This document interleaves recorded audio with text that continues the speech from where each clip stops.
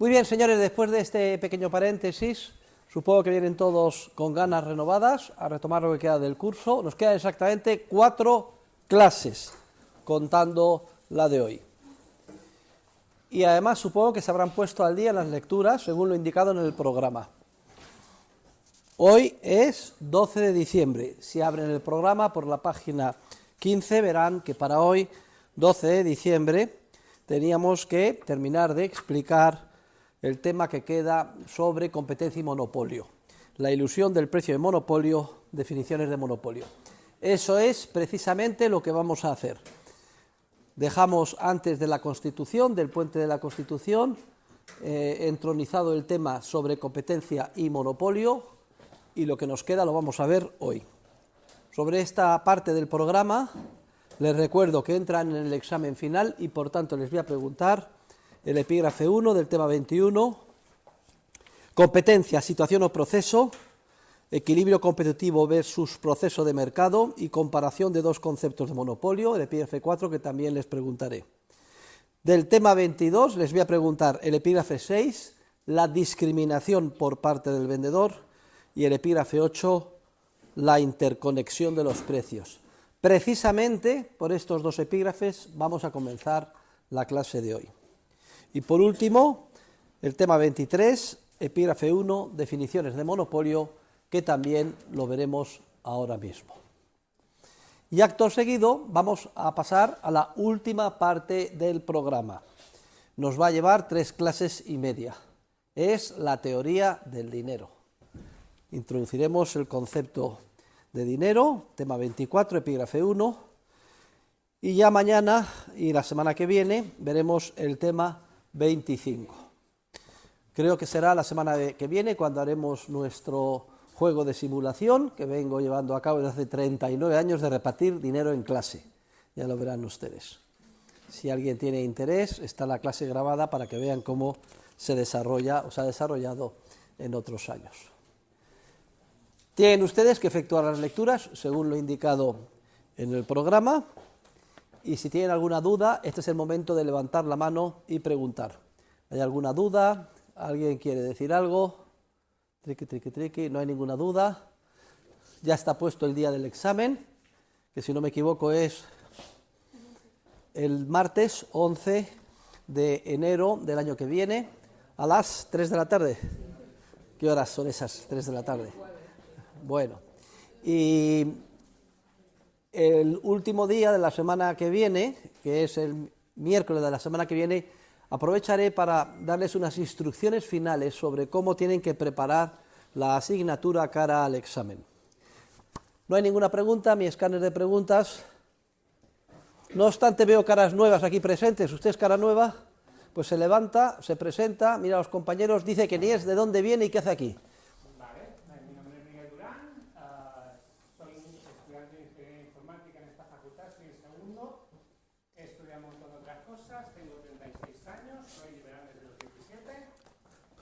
Nadie es perfecto. Sí. Tú me has hecho liberal. Un momentito. Una cosa es ser liberal, que es pecado, una mariconada con respecto a los homosexuales, que tengo mi más absoluto respeto y consideración. Es en términos puramente coloquiales y además imposible.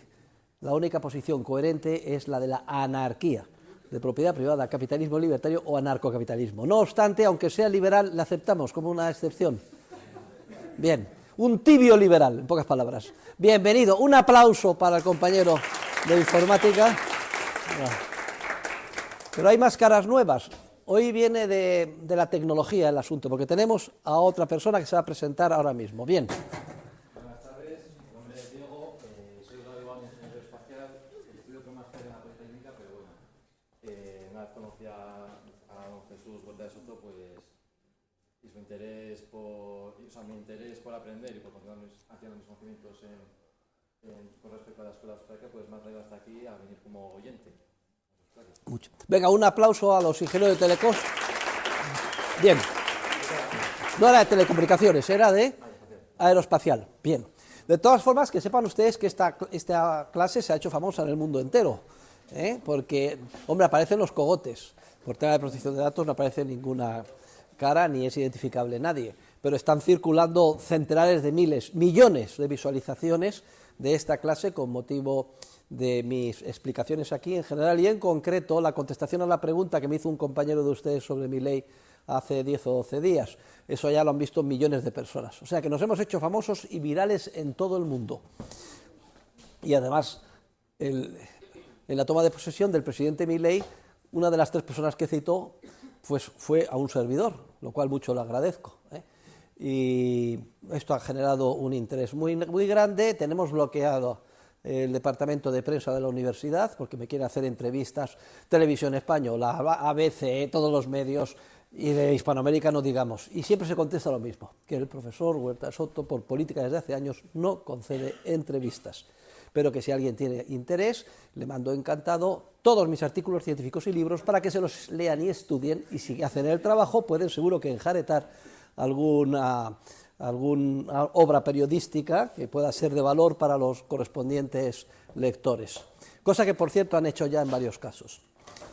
Muy bien, ahora vayamos a lo nuestro y vamos a retomar el tema de competencia y monopolio. Es la parte penúltima del programa y recuerden que comenzábamos explicando que la competencia era un proceso dinámico.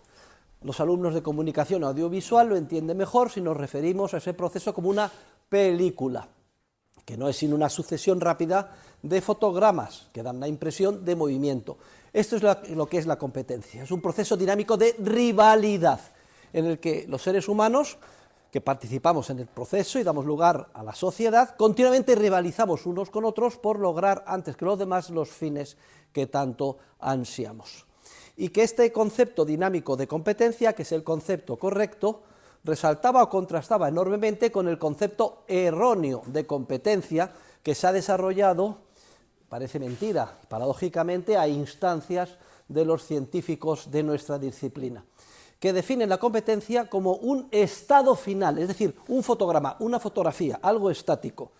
Es como si hicieran una fotografía, la sociedad la congelara en un instante dado. Y si creen observar que en un sector determinado hay muchas empresas, entonces califican a ese estado final, que no proceso dinámico, a esa foto, a ese fotograma, que no película, lo califican de competencia.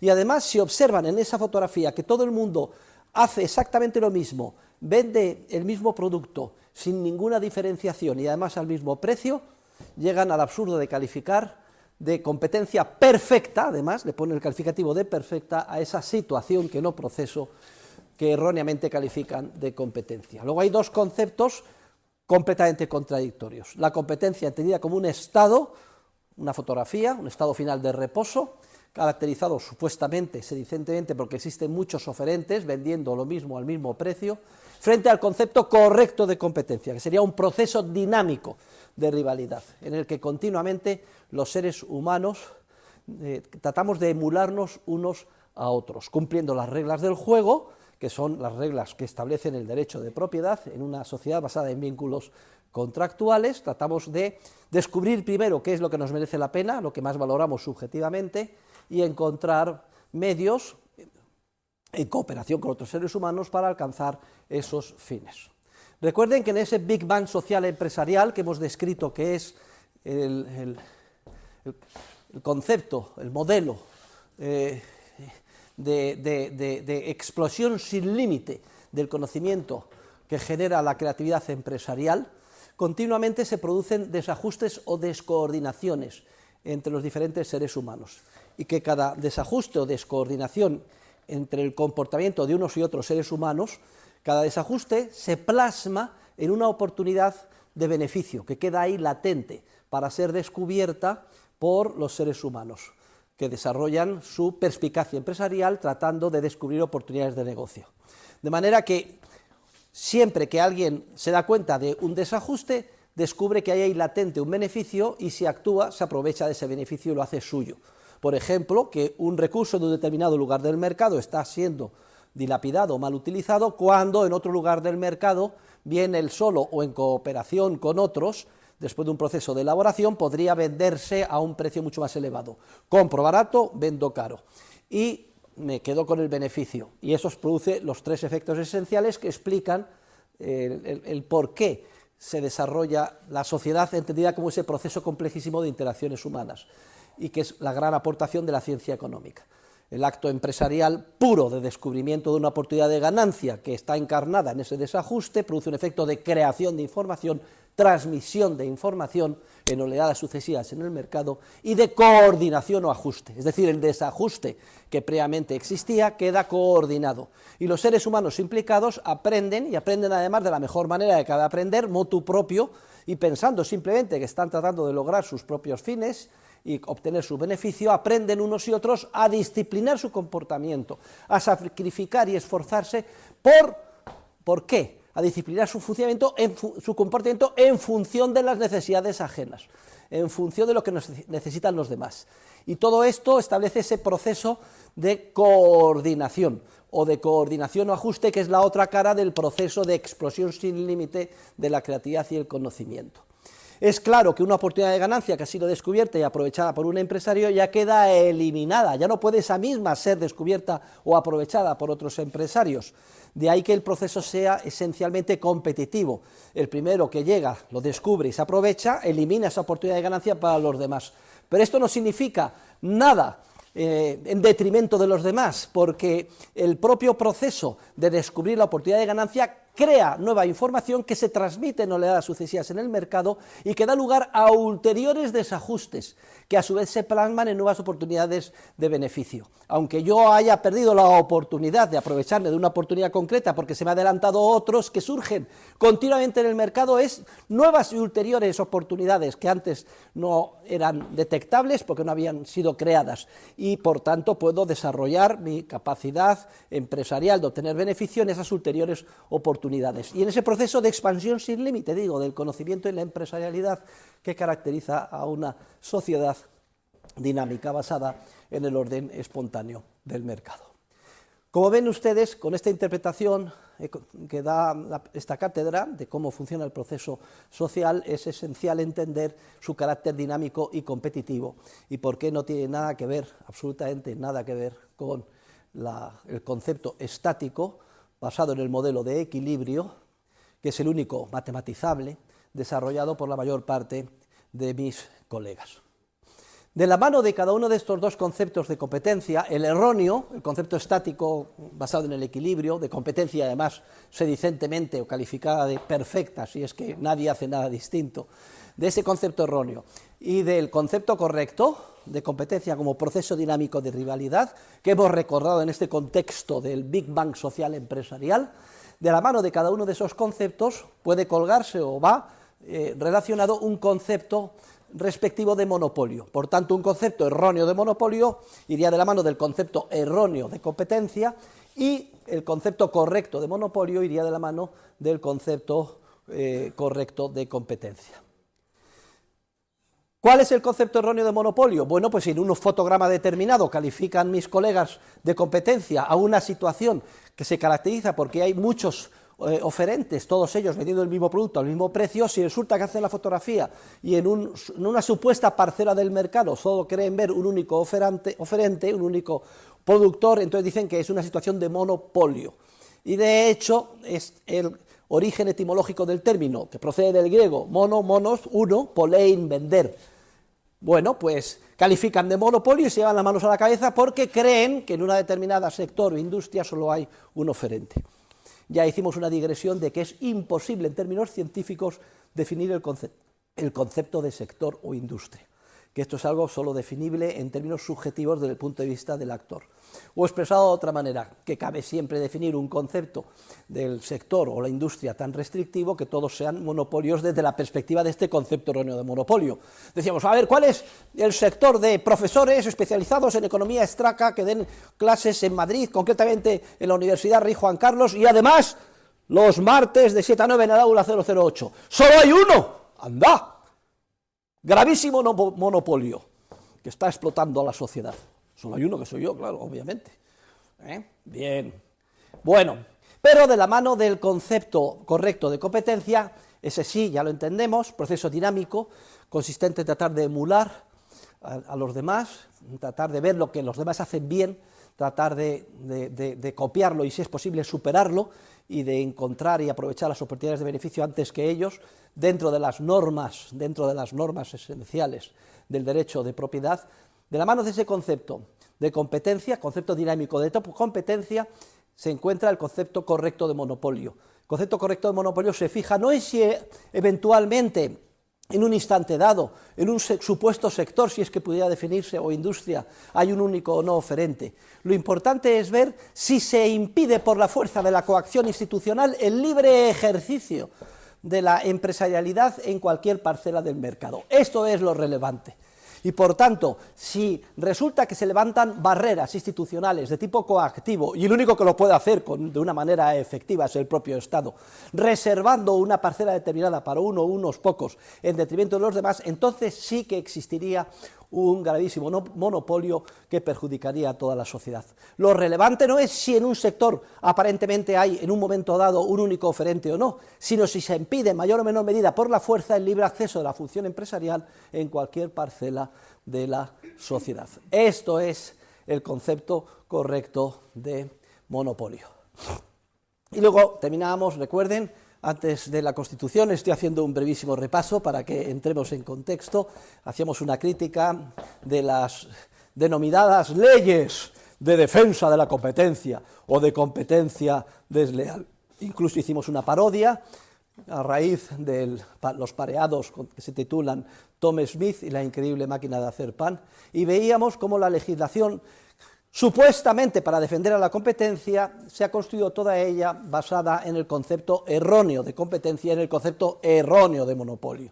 Es decir, en esa modelización matemática basada en el equilibrio, construida completamente de espaldas a la realidad de la vida social que debería de estudiar la ciencia económica. De manera que prácticamente cualquier acción que lleven a cabo los seres humanos en un entorno de libertad es sospechosa desde el punto de vista de la legislación de defensa de la competencia o de competencia desleal. Porque si usted cobra de más, entonces es sospechoso de que tiene una situación de monopolio que le permite explotar a los ciudadanos. Pero si cobra lo mismo que sus competidores, pues qué indicio más claro de que hay una confabulación, que se han puesto de acuerdo para cobrar todo lo mismo en perjuicio de los consumidores. Y si cobra de menos que sus competidores, también gravísima situación, porque lo que se trata es de arruinar a sus competidores para conseguir una situación de monopolio. Es la tan cacareada cutthroat competition, vamos a hablar de ella enseguida, o el famoso dumping. Luego está claro, según los popes del Estado, usted no puede ni cobrar de más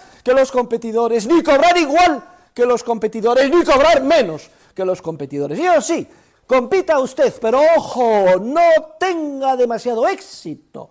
No vaya a ser que tenga usted demasiado éxito y entonces sirva también a los consumidores con un producto tan revolucionario a un precio tan bueno que se quede usted solo, porque si es así le meteremos en la cárcel. Luego, cuidado Bill Gates si triunfa usted con Movistar, cuidado Google si triunfa usted con Google, cuidado Steve Jobs si triunfa con este aparatito. Hay que competir, eso sí, pero con cuidado. Es como si en un partido de fútbol, y creo que hoy a las 9:01, ¿no? Real Madrid, Berlín, ¿es así o no? En un partido de fútbol está claro en qué consiste la competencia. Esto es quizás una analogía bastante aproximada. Hay un marco de normas abstractas, que son las reglas del juego, bien, luego hay un árbitro supuestamente independiente, salvo que tenga relaciones con el Barça, y se esfuerzan, porque son profesionales, en regatearse unos a otros. Bueno, mira, a lo mejor se hace una falta, pero si hace dos te dan tarjeta amarilla, la tercera te echan, y en meter goles. Pero ojo, no sea usted demasiado bueno, vaya a ser que el Real Madrid le meta 7-0. Entonces está claro que esto es abuso de situación de dominio, por tanto hay que regularle. Luego, corran ustedes, pero no demasiado. Y cuidado, a la hora de meter el gol, tampoco metan el gol mucho, y si meten un gol, déjese meter otro, porque la competencia tiene que ser justa y tiene que ser razonable. Y esto no va a ser la ley de la selva, donde un club de fútbol gane 5-0 a otro, como vi yo que le metió una vez el Girona hace unos años al Real Madrid en Gerona. Eso sería la ley de la selva. Parece una parodia, pero no lo es.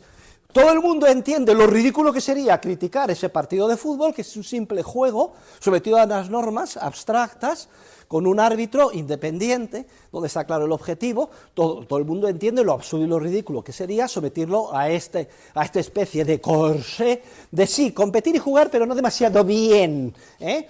Si esto es absurdo, y lo entendemos perfectamente, 1000 veces más absurdo es querer hacer, como continuamente pretende el Estado, lo mismo en relación con el juego, muchísimo más importante, porque de él depende la evolución de nuestra civilización, su impulso, su avance, el hecho de que cada vez podamos ser un mayor número de miles de millones de seres humanos, con una prosperidad cada vez mayor, que es el proceso de mercado que se pretende regular de una manera tan absurda y fundamentándola en unos desarrollos científicos tan erróneos.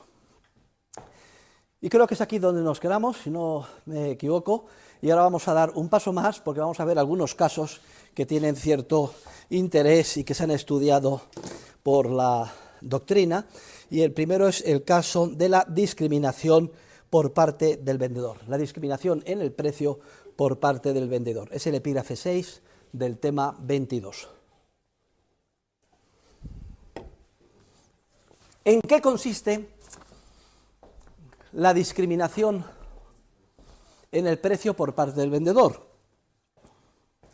Una de las características que hemos visto es que en el mercado tiende, cuando estudiamos las leyes básicas de determinación del precio, tiende a fijarse un precio uniforme para el mismo bien en las circunstancias históricas de que se trate.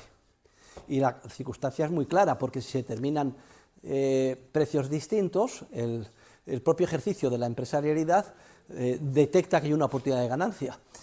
Consiste en comprar allí donde se fijen precios más bajos, ese bien, y venderlos allí donde sean más altos. Y entonces esto hace que en un lado donde el precio era más bajo tienda a subir y donde el precio era alto tienda a bajar. Siempre hay una tendencia a la igualación del precio en relación con el mismo bien, pero el bien no es definible en términos objetivos desde fuera, es tal y como subjetivamente lo entiendan los consumidores. Porque una Coca-Cola aquí en el bar de la facultad, ¿cuánto puede costar? Que yo nunca compro Coca-Cola, un euro, por ejemplo, o ya no tengo ni idea. Y porque una Coca-Cola, yo qué sé, en el bar del Hotel Ritz o del Vía Magna vale 15 euros. Dirán, bueno, pues profesor, esto es clarísimo, que no se cumple la norma de tendencia a la igualación del precio de los diferentes bienes, porque el mismo bien la Coca-Cola vale 15 veces más en el Hotel Ritz que en el bar de la facultad. Y se equivocan ustedes porque no es definible en este caso el bien en términos de Coca-Cola, sino la Coca-Cola y el entorno que le rodea. No es lo mismo una Coca-Cola comprada de prisa y corriendo para beberla a morro en la facultad por la gente joven que la Coca-Cola en un entorno de lujo, escuchando música de fondo de jazz, en vivo, y muy bien acompañado, etcétera. Es el propio consumidor subjetivamente considera que son bienes radicalmente distintos y por eso se mantiene esa disparidad de precios. No es disparidad de precios del mismo producto, es que son productos radicalmente distintos. Pero, de hecho, la ley de tendencia, vuelvo a insistir, siempre existe en el mercado, que para el mismo producto, tal y como subjetivamente lo definan los actores en las circunstancias de tiempo y lugar de que se trate, el precio tiende a igualarse. Sin embargo, a veces parece que hay alguna excepción, y una de ellas es la que vamos a comentar ahora mismo, que es la discriminación del precio, en el precio por parte del vendedor. ¿En qué consiste? Consiste en que el vendedor no cobra el mismo precio de mercado a todos sus clientes, sino que puede discriminar entre unos clientes y otros y cobrarles un precio diferente. Normalmente lo que se hace es cobrar un precio más alto a aquellos que pueden pagar un precio más alto y cobrar un precio más bajo a aquellos pues, que a lo mejor no pueden permitirse pagar un precio tan elevado. Esto sería como si cuando vamos a comprar el pan, el panadero, voy yo, a ver, yo pido una barra de pan, una baguette, no sé cuánto estará, pues 1 euro, ¿no? O 50 céntimos, no tengo ni idea. Bien, y tú dices, un momento, profesor Huerta de Soto. He leído un artículo en El Mundo donde dice usted que es uno de los 160 millonarios del país y por tanto téngame usted su declaración de la renta y obviamente no le voy a vender la barra de pan por 1 euro que se ha creído usted. A usted le va a costar la barra de pan 1.500 euros, porque hombre, es usted millonario.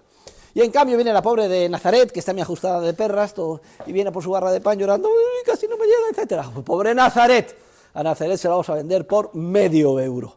En esto consistiría la discriminación en el precio por parte del vendedor. Consiste en discriminar y cobrar un precio distinto al cliente según su capacidad de pago. Ahora bien, ¿qué condiciones tienen que darse para que esta estrategia de discriminar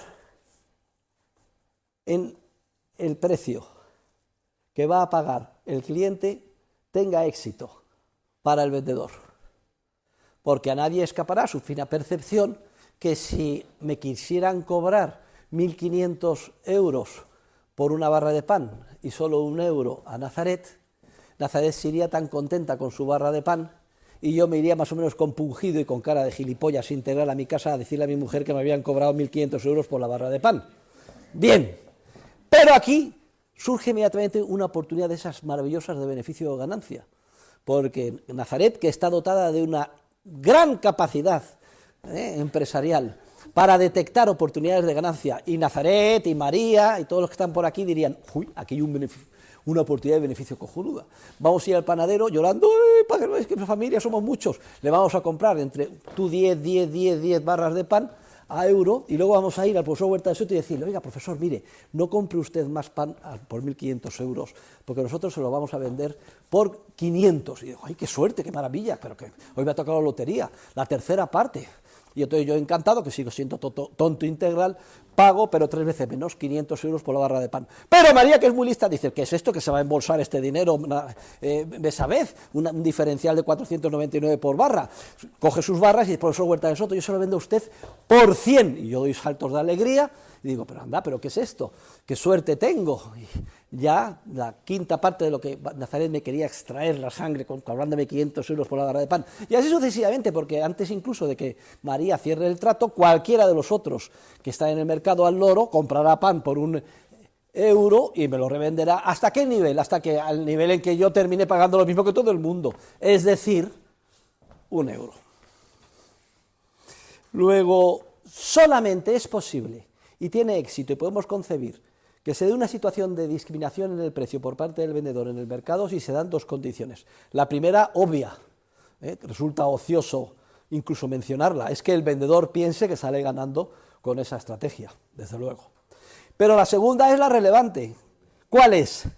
Que no sea posible la reventa del bien. Que no sea posible la reventa del bien o la comercialización o los intercambios del bien entre los diferentes compradores, porque en el caso que he puesto de la barra de pan y con el ejemplo tan gráfico de Nazaret y María y el resto de sus compañeros compitiendo entre sí, lo que hacen es ellos, a través del propio proceso de competencia, que ya vimos en su momento, en este caso competencia unilateral entre vendedores, va a hacer que el precio va bajando, hasta que al final termine yo pagando lo mismo que todo el mundo. Y como en la inmensa mayoría de los bienes y servicios que se intercambian en el mercado no es posible la reventa, esto explica la tendencia hacia la igualdad en el precio que pagamos, que sea un precio uniforme todos los consumidores con independencia de nuestras circunstancias particulares en un determinado mercado. Luego, ¿dónde sí que se puede concebir que se dé la discriminación? Pues nada más en relación con aquellos bienes y servicios en relación con los cuales no sea posible la reventa. ¿Y qué circunstancia no es posible la reventa? Pues básicamente servicios,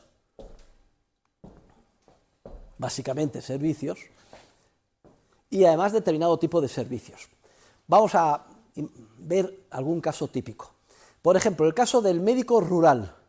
Tradicionalmente había un médico en los pueblos y el médico pues conocía a todos los habitantes del pueblo y el médico, bueno, pues solía pasar unas igualas o minutas muy altas a los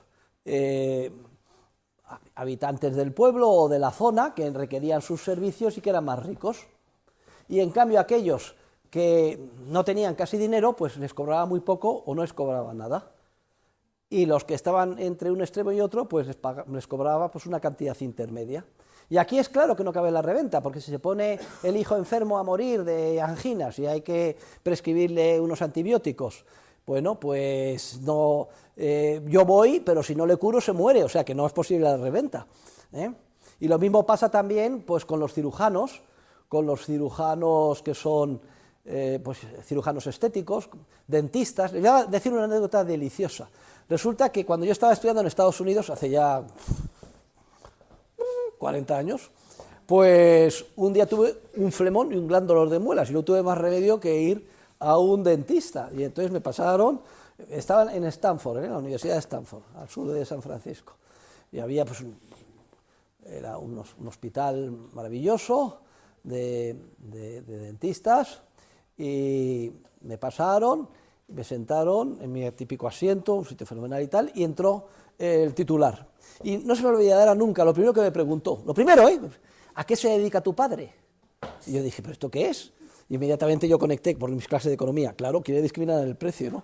Y yo le dije, es banquero. ¡Ah, banquero! ¡Qué bien! No, pero es empleado de banca, por decir, un empleado de tercera. Ah, bueno, entonces te podré cobrar menos. Y nos hicimos muy amigos, por cierto, Había sido soldado en la Sexta Flota, conocía los puertos del Mediterráneo de España, se acordaba mucho de la borrachera que se bebió en Palma de Mallorca, etcétera. Y me arregló mi muela y me cobró una cantidad razonable. Pero si hubiera sido el hijo de Bill Gates, me habría metido una minuta, una factura de miles de euros y la habría terminado pagando. ¿Por qué? Porque yo no podría, nadie podría haberse operado la muela por mí y luego revenderme la operación, y lo mismo pasa o sucede con otros servicios, con una operación estética, porque los médicos o los cirujanos especializados en operación estética cobran mucho más a las grandes estrellas de cine que a lo mejor la misma operación de estética a una mujer normal. Digo a una mujer o a un hombre, porque tal y como están las cosas, los hombres cada 2 por 3 están operando y cada vez a un ritmo más acelerado. ¿O qué veíamos en la película de Pretty Woman cuando le daba un codazo la compañera de habitación a Julia Roberts? Decía, uy, ese viene con un Lotus, me parece que era, ¿no? O un Ferrari. Le daba un codazo y decía, oye, pues por lo menos pídele $200, como mínimo. Querían discriminar en el precio. ¿Por qué? Porque no es posible la reventa. Cuando no es posible la reventa, entonces sí que cabe llevar a cabo esta estrategia de discriminación en el precio por parte del vendedor.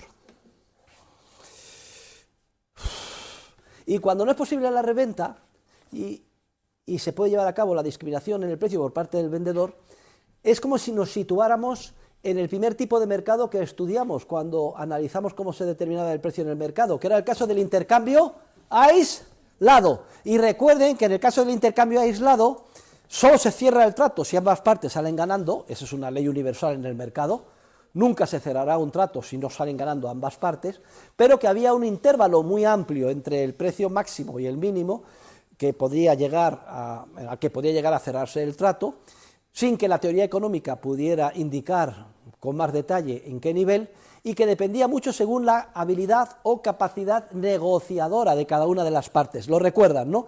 Luego, si alguna vez se encuentran ustedes en una situación en la que no sea posible la reventa y sospechen que va a discriminar en el precio el vendedor, tienen ustedes que sacar adelante o recordar las clases prácticas que le di, las tácticas o estrategias que tienen que llevar a cabo para procurar que el precio al que finalmente se cierre el trato sea lo más próximo hacia el más favorable para ustedes, hacia su valoración. Es decir, que si van a comprar, que sea lo más bajo posible, háganse ustedes los pobres, y si van a vender, pues al revés, el precio sea lo más alto posible. Luego, por tanto, nada de ir enjolladas con un abrigo de bisón a visitar al cirujano de turno. Vayan ustedes con un abrigo raído, nada de colorete, tristonas, y háganse las pobres. Y si, hombre, espero que les dejen entrar, porque a lo mejor ni siquiera les pagan una patada, ni siquiera les dejan entrar en el consultorio ese, ¿no? Pero ya saben a qué me refiero, ¿de acuerdo? Venga. Pues esto es lo que quería decir sobre la discriminación en el precio por parte del vendedor. En la acción humana de Mises tiene varias consideraciones complementarias de interés, y a las que yo añado, que no lo dice él, que básicamente es una situación similar a la del intercambio aislado, donde es muy importante que aprovechen su capacidad negociadora al máximo, desarrollando los comportamientos y estrategias que en su momento comentamos. Y ahora vamos al siguiente epígrafe, que se titula La interconexión de los precios, que es el epígrafe 8 del tema 22. Y además que es muy relevante, porque hace referencia a las dos relaciones por antonomasia que existen entre los diferentes bienes y servicios que continuamente producen los seres humanos en el mercado. Esas dos relaciones son básicamente las que vamos a denominar la relación de complementariedad y la relación de sustitución. Y tomen buena nota de lo que voy a decir, porque además le voy a encargar uno de los últimos trabajos prácticos que de acuerdo con la guía docente tienen que hacerme para aprobar el curso. Se dicen que dos bienes son complementarios cuando sus demandas son conjuntas y van o evolucionan en el mismo sentido. Repito, dos bienes son complementarios cuando sus demandas evolucionan en el mismo sentido. Bien, vamos a poner algunos ejemplos. Vamos a ver. Vean ustedes mis zapatos. ¿Ven ustedes mis zapatos? ¿Son zapatos mocasines o zapatos de cordones? ¡De cordones! Pues los zapatos y los cordones son bienes complementarios. ¿Vale? Bien. Vamos a poner otro ejemplo. El azúcar y el café. La mayor parte de las personas pues les gusta, el café tiene un sabor muy fuerte, suavizarlo a algo con un terrón de azúcar. Son bienes complementarios. ¿De acuerdo? Bien. El hombre y la mujer, pues normalmente son bienes complementarios. Vale.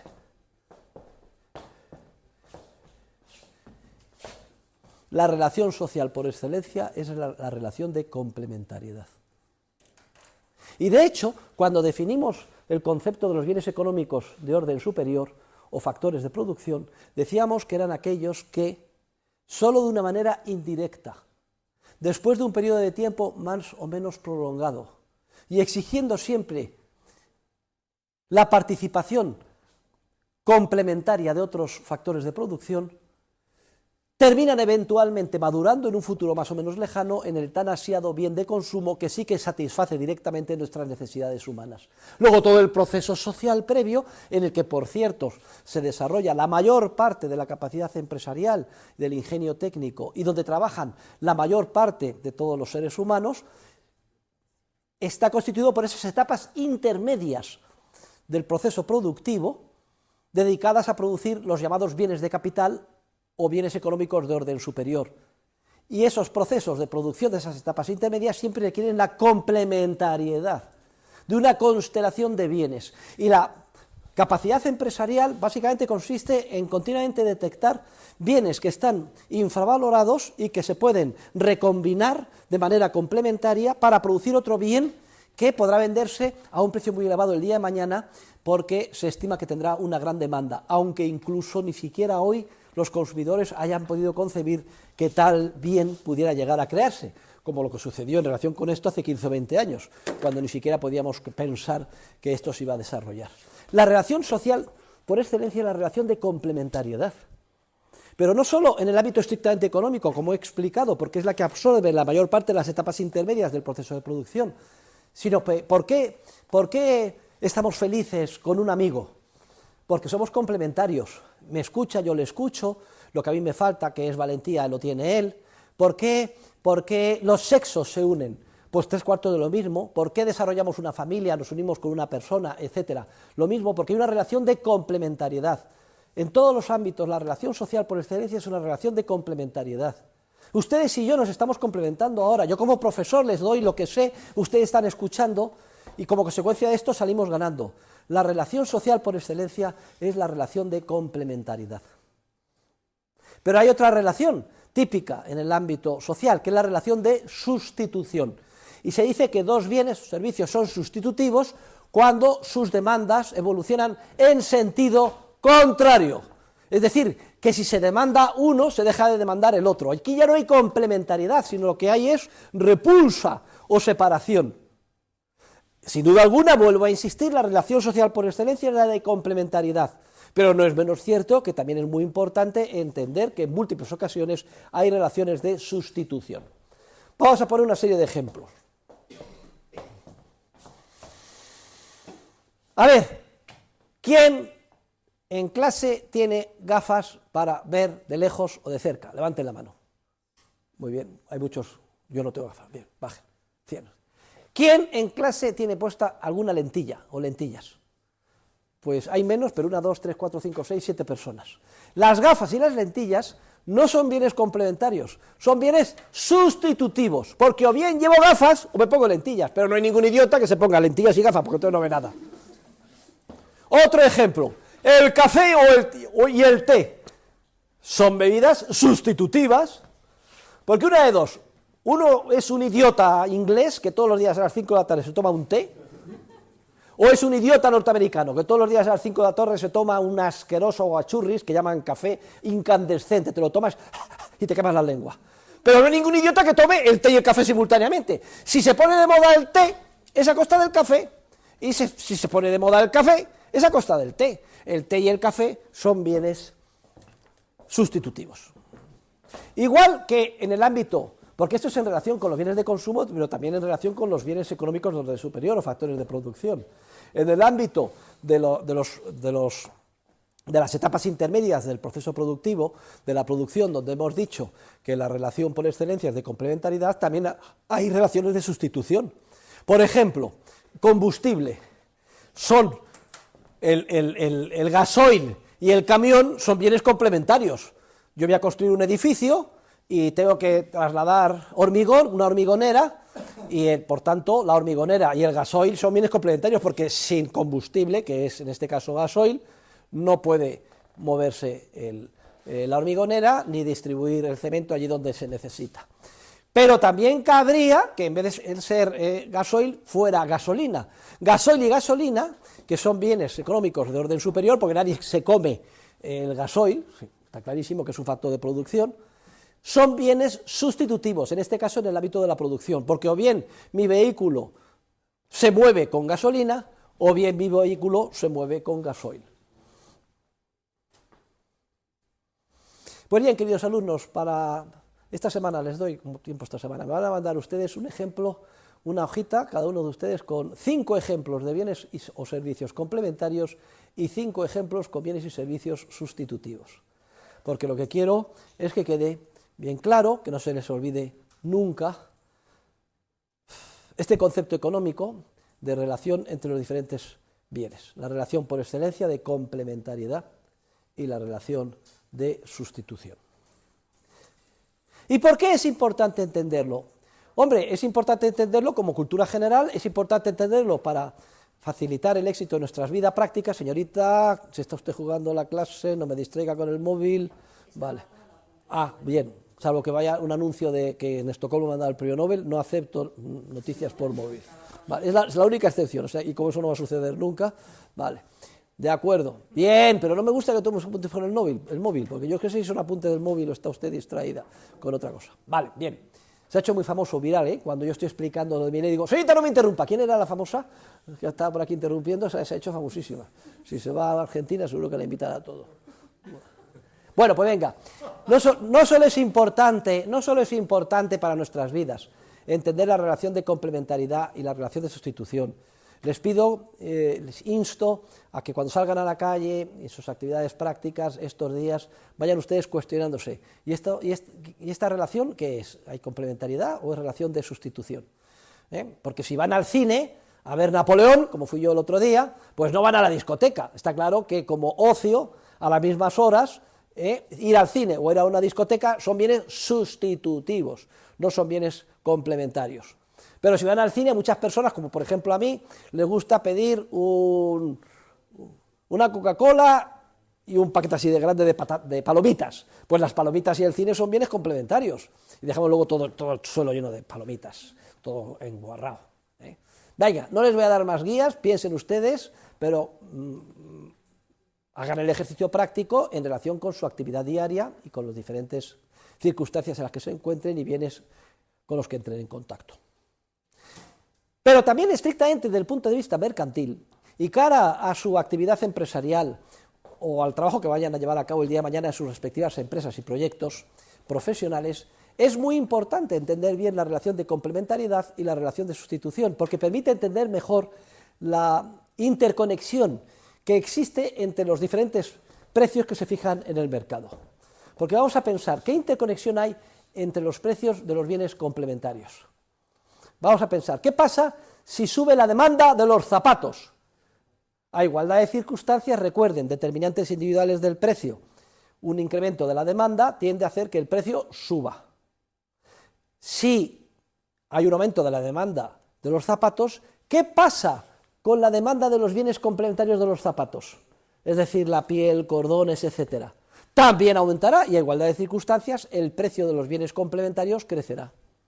Luego les interesa a todos ustedes entender muy bien la relación de complementariedad y sustitución y cómo afecta a los respectivos precios, porque el día de mañana si están en un sector determinado y ven que otras empresas, otro sector, que son complementarios de los de ustedes, están muy prósperos con un aumento de la demanda, pues pueden ustedes inmediatamente concluir que esa prosperidad se va a extender también a su sector, porque con su bien complementario también experimentará un incremento de la demanda y a igualdad de circunstancias podrá subir los precios y los beneficios. En cambio, ¿qué pasa con la relación de sustitución? Aquí las demandas van en sentido contrario. Y si de pronto se pone de moda tomar té y no beber café, pues entonces está claro que prosperarán las empresas que producen té y subirá el precio del té. Y el café, que si es completamente abandonado, pues hundirá su precio. Luego vemos que aquí, al ir las demandas en sentido contrario, la interconexión de los precios también va en sentido contrario. Un incremento de los precios del té, que es manifestación de aumento de la demanda del té, va en detrimento de la demanda de café y tendremos que observar que el precio del café cae. Luego, cuando ustedes el día de mañana estén en una empresa o sector trabajando, lo que tienen que mirar siempre de reojo es qué pasa con sus bienes sustitutivos. Porque si sus bienes sustitutivos se hunden, se pueden ustedes frotar las manos, porque si no se demandan los sustitutivos, la alternativa que tendrán será recurrir a lo que ustedes están haciendo, que son precisamente bienes sustitutivos de aquellos que se han hundido. Pero si resulta que sus bienes sustitutivos empiezan a prosperar y a incrementarse la demanda, entonces ustedes tendrán que tomar una decisión empresarial importante o dar un golpe de timón, porque entrarán en barrena. Claro, si aquellos que pueden sustituir lo que ustedes están aportando o haciendo lo hacen mejor, tienen más demanda, etcétera, eso va en detrimento de la línea de producción que ustedes estén desarrollando. Por eso, no solo es importante a efectos prácticos de nuestra vida entender e interpretar, y les pido que reitero, que como ejercicio práctico estos días, en todas las relaciones que ustedes intervengan, las interpreten en términos de complementariedad o sustitución, sino que también es muy relevante cara ya a los proyectos prosaicos, más o menos concretos, desde el punto de vista empresarial, a lo que nos dediquemos. Tenemos siempre que estar pendiente de lo que pasa en relación con las líneas de producción complementarias o sustitutivas, aquellas de las nuestras. Y tienen otras consideraciones de gran interés que habrán leído ustedes y complétenlas cuando les pregunte esto en el libro de texto de la acción humana de Mises.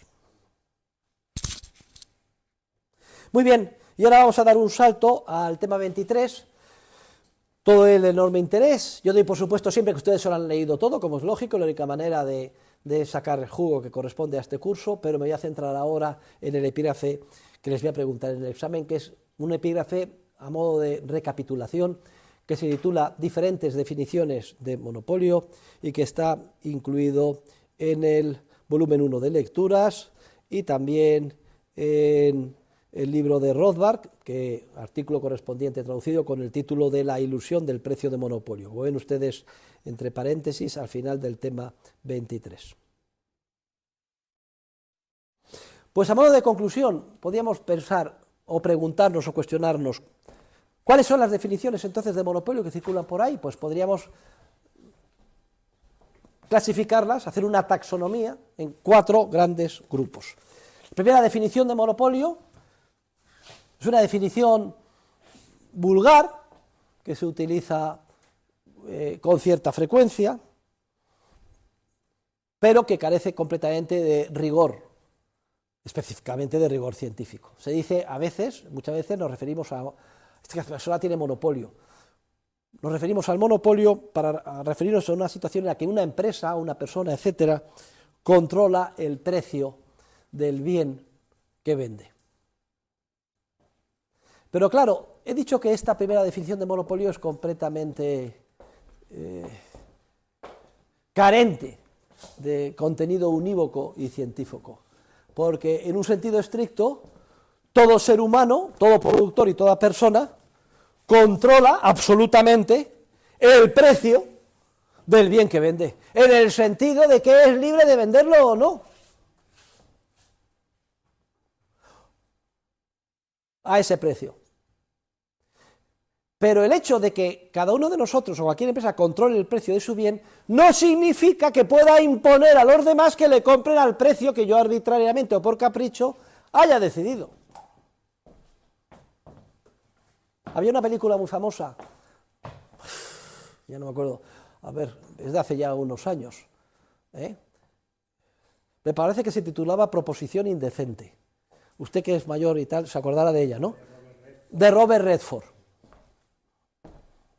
No les voy a decir el argumento, pero lo pueden ustedes ver, pero está relacionado con el famoso chiste, ¿no? Donde van y le preguntan a una señorita, oiga, usted señorita, ¿se acostaría conmigo por 1 euro? No, perdón, me he equivocado el chiste, empieza al revés. Oiga, señorita, ¿usted se acostaría conmigo por 1.000.000 de euros? Empieza así, lo digo para que vean ustedes cómo va la película. Y entonces la chica, que es de lo más virtuosa, etcétera, Demi Moore, 1.000.000 de euros, una noche, con el millonario, en un yate espectacular, etcétera. Y era una chica virtuosa, felizmente casada, todo lo que usted se pueda imaginar. Pues empieza a titubear. Hombre, 1.000.000 de euros. Pues esto nos solucionaría el problema, pagaríamos la hipoteca. Se lo cuenta al marido. Lo más gracioso es que el marido incluso empieza a racionalizar. Hombre, hace el sacrificio, ¿qué más te da? Por una cosa increíble. Y luego continúa el chiste. Después, bueno, la misma señorita, ¿y usted se acostaría conmigo por 1 euro? Y contesta la virtuosa, ¿qué se ha creído? ¿Que soy una puta? Dice, no, que es usted una puta, ha quedado ya establecido antes. Ahora solo estamos discutiendo el precio. Proposición Indecente, la película. Luego quiere decir que esta primera definición del monopolio como la capacidad que tenemos de controlar el precio al que vendemos no es instrumental, ni es utilizable, porque claro que sí, todo el mundo es muy suyo de decidir a qué precio quiere vender y decir, pues yo vendo mi casa, pongo en venta tu casa. A propósito, he dicho que pongo en venta mi casa y lo anuncio, así que pides 100 millones de euros. Eso es tanto como decir que no la quiero vender, porque nadie me va a comprar la casa por 100 millones de euros. Es irrelevante esta definición de monopolio, como el hecho de que cada uno pueda controlar el precio que pida por sus bienes y servicios, siempre y cuando no pueda forzar a los demás a que le compren a ese precio caprichoso que yo he puesto. Luego, la definición de que uno está o tiene un monopolio porque controla el precio al que vende no tiene ningún sentido, ni es operativa desde el punto de vista científico. Todos, obviamente, controlamos el precio al que vendemos. Pero lo que no podemos, de ninguna manera, es garantizar que a ese precio caprichoso que yo haya podido poner, me lo vayan a comprar.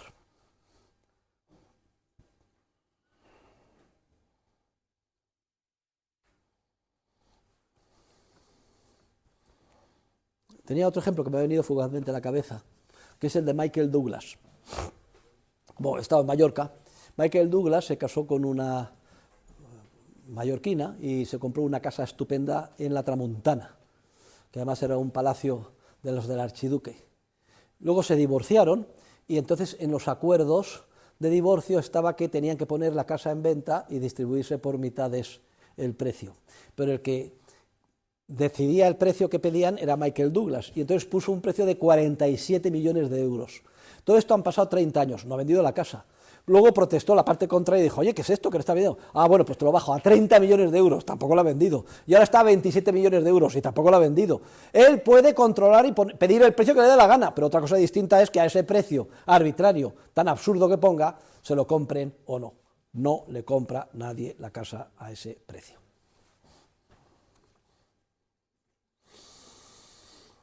Pero hay una segunda definición de monopolio, que esta ya es más operativa, nos hemos referido a ella en clase con carácter previo, que es la definición etimológica. Monopolio procede del griego, monos, uno, polein, vender. Podría decirse que hay una situación, que no un proceso de monopolio, si en un sector determinado se aprecia que solo hay una empresa vendedora, o como también se dice, un único oferente. Pero ya decíamos cuál es la crítica. Esta definición, que sí que es operativa, cae completamente también por su base. Primero, porque no se puede definir de manera objetiva el concepto de sector o industria. Eso dependerá de la definición subjetiva que den los actores en cada circunstancia histórica. Segundo, porque cualquier distinción, por pequeña que se haga en el producto, restringe la definición del sector o industria, y entonces todos serían monopolios. Recuerden, ¿cuántos oferentes o profesores hay dando clase con el enfoque de la escuela austríaca en la Universidad Rey Juan Carlos? Los miércoles y los martes de 7 a 9. ¡Solo uno! ¡Tengo el monopolio! Mañana sale en la prensa, por suerte nosotros es un monopolista. También es absurdo. Pero lo más importante, volvamos al argumento esencial, es que este concepto etimológico de monopolio se fundamenta en el concepto erróneo de competencia. Es un concepto estático, de equilibrio, que solo se fija en si en un instante dado, en ese fotograma, como si hiciéramos una foto en la sociedad, ¡chac! Y paramos, no se permite que nadie hace nada más, unos salimos así, otros así, todo parado. En un sector parece que hay uno, monopolio. Y eso es irrelevante, porque lo que nos interesa es la película, lo que ha pasado antes y lo que pasa después. Y si resulta que se trata de Steve Jobs, que pega, el primero que da 2 veces, desarrolla este producto y nos cambia la vida. Claro que al principio está él solo, pero si hacemos una fotografía en un fotograma no indica nada. Si no somos conscientes ni sabemos lo que ha pasado antes, lo que ha pasado después y toda la película continuada. Es que este señor aparentemente está aquí ahora solo porque ha sido capaz de servir a los consumidores mejor que nadie, con un producto revolucionario al menor precio. Entonces, esa aparente situación de predominio en un instante dado, lejos de ser una manifestación de una potencial explotación a los consumidores, es una manifestación de justo lo contrario, que ha servido también a los consumidores, que por eso temporalmente se ha quedado solo. Digo temporalmente, porque en el mercado cada día es un nuevo amanecer, no hay ningún derecho adquirido, y basta con que uno se duerma en los laureles para que desde debajo de las piedras le salgan competidores. Y resulta que ahora no solo hay los tontolabas del Apple, entre los que me encuentro, sino que si hacemos aquí un inventario, veremos que también hay Samsungs y 80 aparatos en competencia unos con otros, y tratando de conseguir patrocinadores o clientes para ellos. Luego, esta segunda definición también la tenemos que rechazar. Y pasamos a la tercera y penúltima definición, porque voy a hacer otra referencia crítica a mis colegas de la economía matemática y neoclásica. La tercera definición es la definición correcta de monopolio, es la definición jurídico-institucional. He dado entrada a ella justo hace unos minutos, cuando he dicho que desde la perspectiva del concepto correcto de competencia como un proceso dinámico de rivalidad, podríamos relacionar o juntar de la mano el concepto correcto de monopolio, fijándonos si se levantaban barreras institucionales que en mayor o menor medida impedían el libre acceso de la empresarialidad creativa de cualquiera a una parcela, sector o negocio en cuestión. Y que esto solo es capaz de hacerlo de una manera efectiva papá Estado, que es el único capaz de crear y descrear monopolios. Y esta definición del monopolio como un privilegio institucional concedido por el Estado a unos pocos en perjuicio del resto de los demás, luego solo entendible en función de la existencia de un Estado que coactivamente impone por la fuerza privilegios, es una definición curiosamente de rancio abolengo. Se puede retrotraer casi hasta la Edad Media y hasta los grandes juristas. Y de hecho, Rothbard en la lectura se refiere a un jurista inglés que es Lord Coke, que ya en el siglo XVIII define el monopolio de la siguiente manera. Pero bueno, es la tradición anglosajona. Existen nuestros escolásticos del siglo de oro que previamente también habían definido de manera institucional y correcta el monopolio de esta manera. Dicen que el monopolio, citando a Lord Coke, es un privilegio concedido por el rey, es decir, por el Estado, para la venta, compra, fabricación, manipulación o utilización en exclusiva de un determinado bien, por lo que se le restringe la libertad previa de otras personas y se les obstaculiza en su comercio y en su función empresarial. Repito, la definición correcta de monopolio es la definición institucional, que se fija en si se levantan barreras artificiales por el Estado para conceder un privilegio a unos pocos en detrimento de los demás.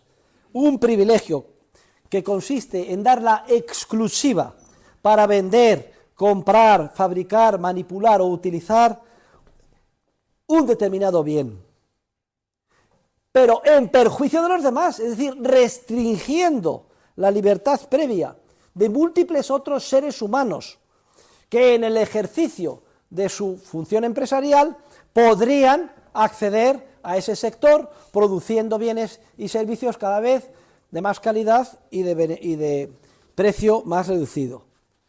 Y esto no hace falta con que sea una cosa radical, basta con que se hostigue o se obstaculice en mayor o menor medida el libre ejercicio de la empresarialidad en cualquier parcela, cosa que continuamente hace Papá Estado, para que ya surjan todos los efectos negativos de la concesión de privilegios en perjuicio del resto de la sociedad.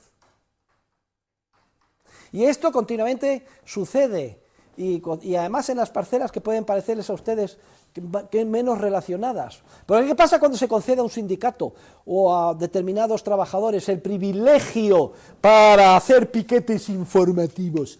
¿Saben ustedes lo que es un piquete informativo? Piquete informativo, esto es un eufemismo. El piquete informativo es que tengo derecho a informar a mis colegas que quieren trabajar. ¿Y cómo les informo? Una navaja, oye, te pincho, un bate de béisbol, es una manera de informar, ¿no? Con el bate de béisbol, ¿qué pasa? Que aquí el que sea un esquilo y quiera trabajar, me parece que se va a tener un pinchazo, se va a ir a casa con un ojo morado por el bate de béisbol, porque yo soy un piquete informativo. Antes iba a la cárcel, obviamente, esto es una coacción institucional, pero ya ha venido doña Yoldi, y ha dicho doña Yoldi que no, y ha quedado despenalizado. Con lo cual ya saben ustedes lo que les pasará. El día de mañana, si ustedes quieren acceder libremente a desarrollar su supuestamente derecho a trabajar, habrá unos piquetes informativos que se lo impedirán, porque han concedido un jus privilegio que no tiene nadie más, la capacidad para coaccionar a los demás, restringiendo el libre acceso de la creatividad empresarial o para trabajar en cualquier parcela del resto de los seres humanos, o obstaculizándoles. Ni siquiera hace falta que le den un golpe, ¿eh? Si usted llega a entrar en la oficina y resulta que sus compañeros están con cara amenazadora y decir, oye, ¿qué pasa? Es que cobras, es que parece que eres hijo del jefe, etcétera, y como se te ocurra entrar, no te dirijo la palabra en tu vida, etcétera, pero entonces lo más probable es que digamos todos, oye, yo no me quiero meter en líos, me vuelvo a mi casa tan tranquilo o tan tranquila. Bueno, he puesto un ejemplo, pero que está continuamente una constelación de obstáculos institucionalmente impuestos por papaíto Estado como resultado de la presión de grupos privilegiados de interés en todos los ámbitos que generan e introducen el obstáculo al libre ejercicio de la empresarialidad e inducen todos los efectos negativos que el monopolio genera, correctamente entendido en este sentido, en la vida social. Y es a esto a lo que tenían que perseguir los supuestamente institutos y asociaciones, organizaciones o departamentos del gobierno dedicados a la defensa de la competencia, y no perseguir a pobres empresarios por el hecho de que deciden distribuir sus productos a través de farmacias o de una manera o de otra, etcétera. Es a estos. Siempre se persigue. Aquí hay un doble rasero. Siempre se persigue al privado, al empresario privado, cuando hay un mínimo indicio, etcétera. Ahora, si lo hace Papá Estado, entonces nada. Si una empresa privada no funciona bien, se pone el grito en el cielo, menuda mierda, no están ustedes trabajando bien a favor de los consumidores. Si la empresa es pública, o es la sanidad pública la que funciona mal, jamás se criticará al Estado. Lo único que se dirá es, no se gasta lo suficiente, necesitamos más dinero. Fíjense ustedes el doble rasero que hay, Pero para eso está la ciencia económica, para eso está venir a clase, estudiar, reflexionar, pensar, asistir a las clases del profesor Huerta de Soto y entender, buscar y comprender la verdad científica. La verdad y la moral, porque unas y otras son dos caras de la misma moneda. Y hay un último concepto última definición de monopolio, que es una definición relacionada con también la economía del equilibrio. Se dice que hay monopolio cuando se puede establecer un precio de monopolio. ¿Y qué es esto del precio de monopolio? Hay un economista que se llamaba inglés, don Alfred Marshall, que se fue de vacaciones a Italia y se leyó un libro de un físico y dijo, esto es cojonudo lo que leo aquí. Y esto lo voy a copiar yo para la economía. Y entonces digo, hay una cosa que se llama las curvas de oferta y de demanda. Y las curvas de demanda pueden ser elásticas o inelásticas, igual que vemos en el mundo de la física. Entonces, si son inelásticas, relativamente rígidas, entonces le puede interesar al productor reducir la producción y vender menos, porque entonces el incremento del precio, según la curva, que tengo en mi cabeza, toda mi cabeza toda llena de curvas para arriba y para abajo, puedo conseguir un volumen total de ingresos superior al que conseguiría si bajo el precio. Y toda la obsesión es, vamos a medir la elasticidad de la demanda, y todo un aparato matemático y estadístico continuamente para medir la elasticidad de la... Todo esto es mentira. Todo es mentira. Porque saben ustedes que en economía no hay funciones, ni de oferta, ni de demanda, ni de ningún tipo. Que las funciones son aplicaciones biyectivas entre los elementos de los conjuntos, el original y el imagen, y que en economía no hay. Los elementos del conjunto original no existen ni están dados. Los del conjunto imagen, lo mismo. Y además las correspondencias entre uno y otro conjunto ni se pueden conocer, ni existen, ni están dadas, sino que están continuamente cambiando. En economía solo hay dos tipos de precios. Los precios de mercado libre, por un lado, y los precios impuestos por papá Estado en un entorno en el que el Estado establece barreras institucionales basadas en la violencia y en la coacción, por otro. La argumentación de Rothbard en contra de toda la parafernalia matemática. Bueno, son ustedes muy afortunados, los alumnos de comunicación audiovisual que están aquí, porque el único curso de economía que tienen es este, pero si fueran de economía se pasarían clases y clases y meses estudiando funciones, tratando de medir la elasticidad, optimizando, bla, bla, bla, bla, bla. Y algunos de los alumnos que hay aquí del máster habrán pasado por este calvario del que ustedes afortunadamente se van a librar. Y la conclusión a la que se llega es que como hay una demanda que es inelástica y se puede explotar, entonces tiene que llegar a papá Estado y entonces hay que dividir esa empresa y hay que recortarle la empresa. American Telegraph and Telephone, demasiado grande, vamos a dividirla en 1000 empresas pequeñas para que compitan, que es lo que dice el modelo matemático, y la cortan en 1000 empresas y entonces ya se quedan todos tranquilos, porque ya se cobra al precio, que es el precio coincide con el coste marginal, ya es justo, competencia perfecta, etcétera. Pero ¿qué pasa? Cada una de esas empresas tiene unos costes que son 100 veces más elevados, y aunque duerman muy tranquilos los economistas, porque ya no hay tal malhadado monopolio procedente de una demanda inelástica, resulta que al final los consumidores terminan pagando un precio mucho mayor. No hago más comentarios, véanselo ustedes en el libro de Rothbard, pero voy a terminar esta parte de la competencia con los comentarios sobre la llamada cutthroat competition. Cut, cuello, cut, cortar. Sacamos una navaja, cortar. Throat, garganta. La competencia de cortar la garganta, también llamada dumping, etcétera, o competencia salvaje. A los enemigos del mercado siempre lo viste como si fuera la ley de la selva, salvaje. ¡Ah! ¡Ah! Y unos tigres y unos leones que se quieren comer al débil. Como al débil, ¿no? Y entonces, pero no hay problema, porque aquí viene papá Estado, Sánchez, me da lo mismo, Feijóo, quien sea, que vamos a salvar al débil y vamos a acabar con el que quiere comerse al débil, y venga, y ayudamos al débil, y subvenciones, ayudas, etcétera, y el litro de aceite en Argentina se puede comprar por el equivalente a $0,5, una demanda tremenda de aceite, el producirlo cuesta mucho más, y además ese precio no lo produce nadie, hay que importarlo, y cómo se paga la diferencia emitiendo billetes, y qué pasa con la inflación, y todo ese descuajeringue, desaparece todo el proceso social, un caos absoluto. Pero los enemigos del mercado se agarran a un clavo ardiendo para tratar de criticar y justificar la intervención del Estado manipulando nuestras vidas. Y uno de esos clavos ardiendo es la llamada competencia salvaje. Y el relato que hacen es el siguiente, dicen, la competencia salvaje es el peor de los mundos. ¿En qué consiste el relato? Pues consiste que llega un productor que vende un producto muy bueno a un precio ridículo. Prácticamente lo regala. Coño, podríamos decir, esto es una bendición de Dios. ¡No! Esto es una manifestación de la competencia salvaje, porque lo que pretende este señor no es satisfacer a sus congéneres, que por cierto es lo que está haciendo, sino que lo que pretende es arruinar a sus competidores, echarlos del mercado. Porque claro, los pobres competidores no van a poder competir con un producto tan bueno que se está prácticamente regalando a un precio irrisorio. Y entonces uno tras otro se ven obligados a cerrar y a despedir a los trabajadores a la calle. Y así, cuando se hayan arruinado todos los competidores y este se ha declarado solo, entonces ahora sí que tengo el tan odiado monopolio, multiplico el precio por 1000 y exploto a los consumidores. Ese es el relato. Para justificar la intervención del Estado. De hecho, hay toda una ley, se llama Ley de Competencia Desleal, que va de la mano a la Ley de Defensa de la Competencia. Y regula, momento. ¿Qué es esto de que usted va a vender el precio que quiera y tirar los precios? ¿Qué es esto de que puede usted poner un anuncio y decir liquidación por cierre de negocio? Me he deprimido, se ha muerto el marido, me tengo que ir, etcétera, y tira los precios.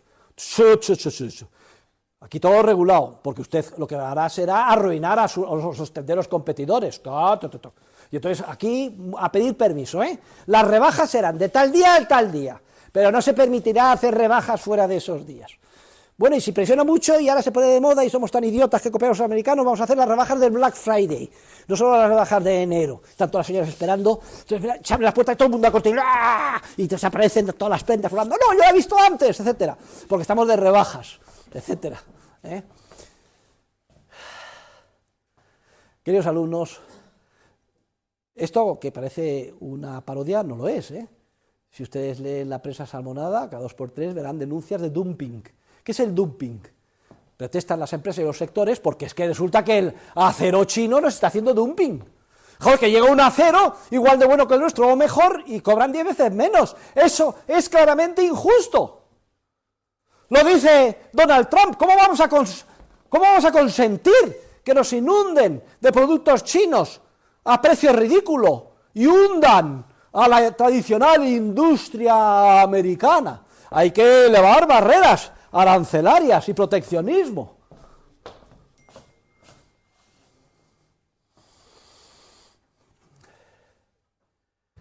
Todos son relatos manipuladores para conseguir o vestir lo obvio, y a poco que tengan ustedes espíritu crítico se darán cuenta, en primer lugar, que esa estrategia de tirar el precio a quien favorece, clarísimamente, es a los consumidores. En segundo lugar, que a quien perjudica es a los competidores, especialmente a los menos eficientes, a los que en el margen no son capaces de competir por ser menos eficientes.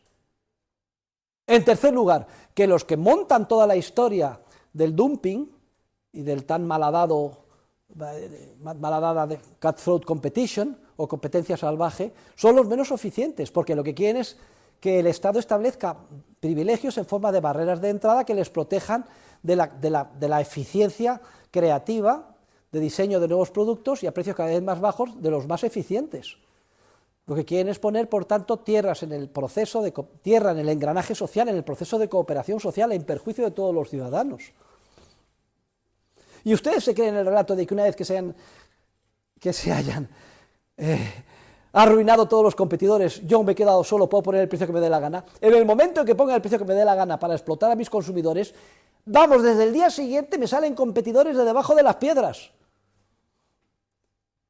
que empiezan a poner y a cuestionar el éxito de mi estrategia.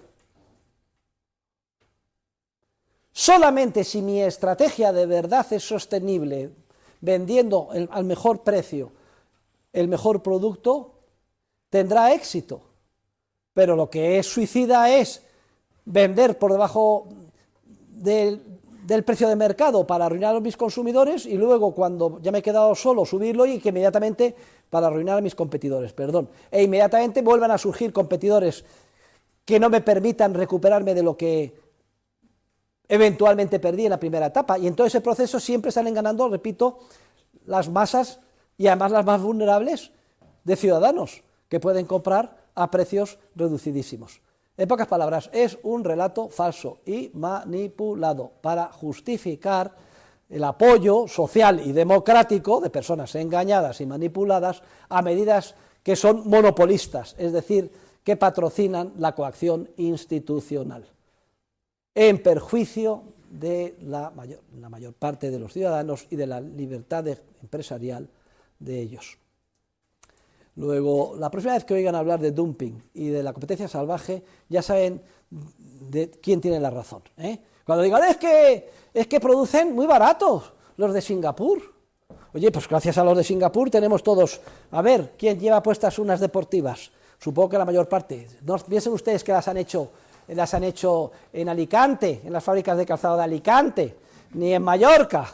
Las han hecho en Singapur, en Filipinas, en Vietnam, etcétera, y por eso vivimos todos tan bien, ¿eh?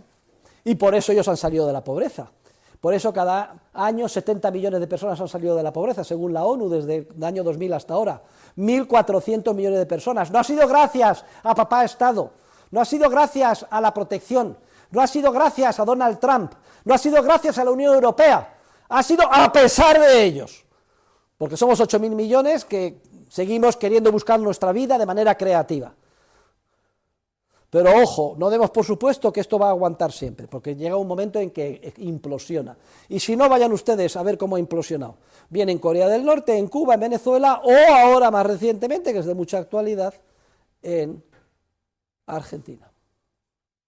Donde, por cierto, el otro día me citaron el domingo diciendo, como dice el gran Huerta de Soto, la ayuda a la pobreza genera pobreza. Qué verdad más grande. Y la única manera de acabar con la pobreza es mediante la libertad. Bueno, con esto es lo que quería decir sobre competencia y monopolio. Damos por terminada esta parte del programa y vamos a pasar a la última, aunque solo sea el comienzo de ella.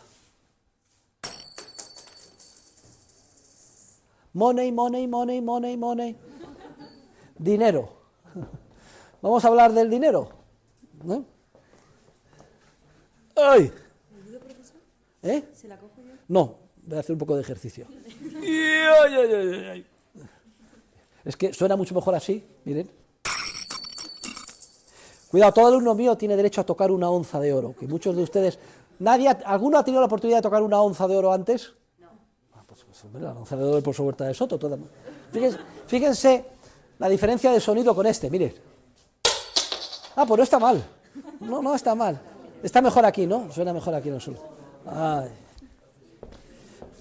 Por cierto, a ver si me acuerdo y les traigo los billetes con granos de oro que están imprimiendo en Estados Unidos. Yo he comprado, porque han impreso unos billetes que tienen unos granos de oro, parecidos al que le di de Zimbabue el otro día. Unos que son de 1 milésima de onza, otros de 100 milésimas, de 200 milésimas de onza, para que lo vean ustedes lo bonito que han quedado. El dinero, queridos alumnos, es un tertium genus. ¿Qué significa esto en latín? Es un bien, sin duda alguna, económico, pero es, dentro de la clasificación de bienes, es un tercer tipo de bien. Hasta ahora solo habíamos hablado de 2 tipos de bienes, los bienes de consumo y los bienes de capital, o recursos de la naturaleza.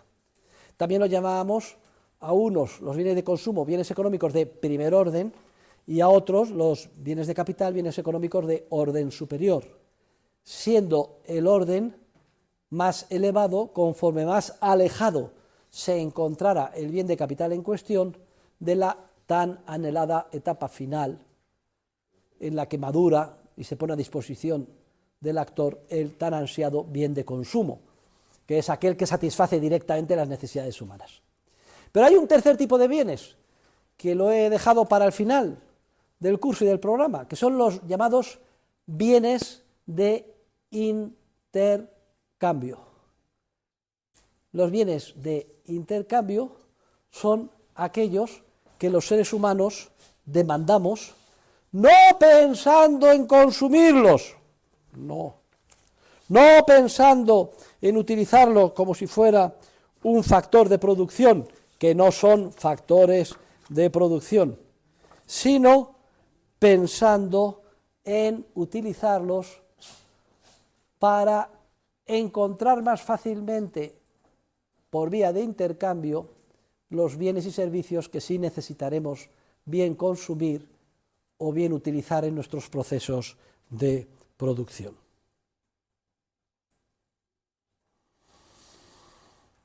Se define el dinero como todo medio de intercambio común y generalmente aceptado. Esta es la definición científica o praxeológica de dinero. Y voy a hacer dos observaciones, una desde el punto de vista científico, en la que insistiré también más adelante, y otra desde el punto de vista de cómo surge el dinero como institución social evolutiva. Los científicos de la economía, sobre todo a partir de las contribuciones de nuestros escolásticos del siglo de oro en general, Jaime Balmes ya en el siglo XIX y sobre todo Karl Menger, fundador de la escuela austríaca, fueron capaces de demostrar que el valor es siempre subjetivo, que el valor de los bienes no es sino una proyección de la mente humana sobre los entes del mundo exterior, de forma que el ser humano juzga o valora la utilidad de determinados bienes en función del valor que creen que va a tener los fines que esos bienes le van a permitir alcanzar. El valor no es algo intrínseco a las cosas. El valor de estos pupitres no es algo intrínseco en forma del material que tengan o del número de horas que se hayan dedicado a producirlo. El valor no es algo objetivo, el valor es algo subjetivo. Esto tiene un valor porque los actores valoramos la posibilidad de seguir la clase cómodamente sentados, poder apoyarnos, tomar apuntes, etc. Y en función de esas valoraciones, en el proceso social se fijan precios de mercado, que han estimado a priori los empresarios. Recuerden, determinados por las valoraciones subjetivas de las parejas marginales, idea clave. Y estimando que se podrá vender las bienes en cuestión a ese precio, los empresarios hoy deciden incurrir en gastos adquiriendo factores de producción, es decir, incurrir en costes, para recombinar los diferentes bienes de capital en aras de producir el pupitre, por ejemplo. Pero ojo, con un límite, no se pueden pasar en el desembolso de gastos adquiriendo bienes de capital, no pueden pasarse respecto del precio que esperan que van a obtener, incluso bastante por debajo del precio, porque tienen que hacer frente al coste del tiempo, al interés y obtener eventualmente un beneficio empresarial, etc. Y en ese precio, las valoraciones del bien que dan los seres humanos a cada bien viene determinado por la ley de la utilidad marginal. Recuerden que la ley de la utilidad marginal decía que el valor de todo bien económico o de cualquier unidad relevante, perfectamente intercambiable con otras unidades a disposición del actor, cualquiera de esas unidades aisladamente consideradas tiene para el actor el valor que tiene la última unidad en su escala valorativa. Y lo demostramos, decíamos que si se perdía una unidad o se ganaba una, el valor que se pierde o se gana no es el de la más importante en la escala valorativa, sino el de la menos importante. Y poníamos el ejemplo de los zapatos de doña Imelda Marcos, etc. Todo esto ya lo hemos visto en clase. Y esto supuso una revolución en la ciencia económica, porque por primera vez se solucionó el problema de la paradoja del valor. Que decían, ¿cómo es posible que siendo mucho más útil el hierro, el agua o el pan que el oro o una piedra preciosa, sin embargo, el precio del oro o de una piedra preciosa sea mucho mayor, o el valor, si quieren ustedes, en términos de precio de mercado, que el del pan, el hierro o el agua? Y esto mantuvo en jaque a los pensadores sociales durante siglos, hasta el siglo XIX. Y les llevó a abandonar o a tirar la toalla cuando iban bien orientados, porque intuían que el valor era subjetivo y venía determinado por la utilidad. Pero se quedaban parados ante esta objeción. ¿Cómo es posible que lo que es muy útil tenga un precio muy bajo en el mercado? Y lo que es, en cambio, poco útil, como el oro que acabo de tirar o una piedra preciosa, tenga un precio mucho más alto. Hasta que en el siglo XIX se soluciona el problema. Porque es que los seres humanos no tomamos decisiones en términos de todo o nada o agregados de bienes, como se pensaba en la etapa precientífica de la economía, sino siempre en términos de unidades adicionales o marginales de bien, una unidad más a cambio de una unidad menos. Y entonces, efectivamente, claro que es la utilidad la que determina el valor, pero es la utilidad marginal. Y si tenemos muchísimas unidades de agua, hierro o pan, resulta que cada una vale para nosotros lo que vale la última en la escala valorativa, que tiene un valor muy reducido.